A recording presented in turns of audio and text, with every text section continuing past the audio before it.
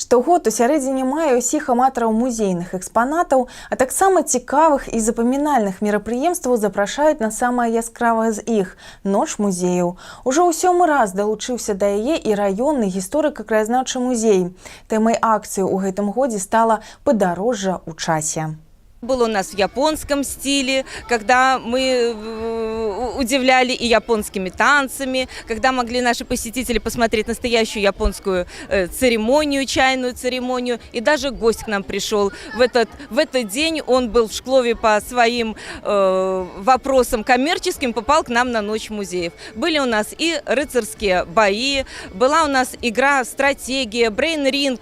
То есть каждый раз мы придумываем что-то новое. На пляцоўцы каля раённага музея гасцей мерапрыемства чакала мноства забаў. Самыя дапытлівыя дзеткі маглі скласці вялікі пазл з дыназаўрамі, а затым зрабіць яркі аквагрым. А самыя таленавітыя малявалі на пірамідзе дыназаўраў такімі, якімі іх уяўляюць. Прычым выкарыстоўваць для гэтага можна было як алоўкі і фламасцеры, так і ўласныя пальчыкі. Урачыстая частка Ночы музеяў пачалася тэатральна-музычным прадстаўленнем, у рамках якога гледачы змаглі акунуцца ў эпоху 16-го стагоддзя, калі граф Ян Хаткевіч атрымаў магдыбургскае права, сфотаграфавацца ў гасцінай арыстакрата і паназіраць за танцуючымі на балі зорачамі нуэт парамі. Дырэктар музея Ларыса Селівестрава павітала ўсіх гасцей Ночы музеяў і запрасіла іх прыходзіць сюды не толькі ў рамках акцыі, але і ў любы іншы дзень. Таксама перад прысутнымі выступілі творчыя шклаўчане і сябры музея. Свой верш і песні пад гітару выканаў Мікалай Пунченка. Рамансы праспявалі Вольга і Інеса Яковлевы. Чыталі вершы раённыя паэты. Невялікую казку для самых маленькіх гасцей свята паказаў тэатр лялек Бусляня і многае іншае.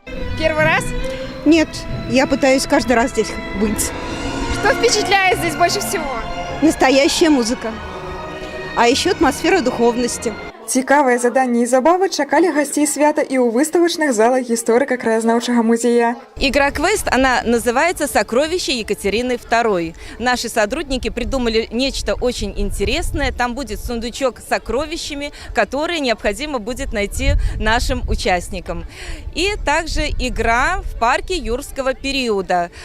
Вопросы будут как и в виде квестов, и не только, но и игровые, и викторины. И поэтому ребята также могут себя проверить на знания по самому древнейшему периоду нашей истории. Потому что, как мы знаем, динозавры в Шклове не водились, но уж мамонты были точно.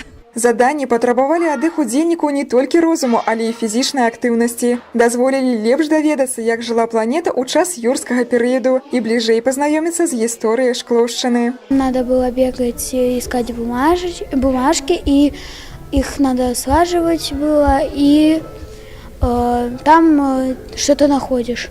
Мне понравились динозавры, как женщины пели, конкурсы были.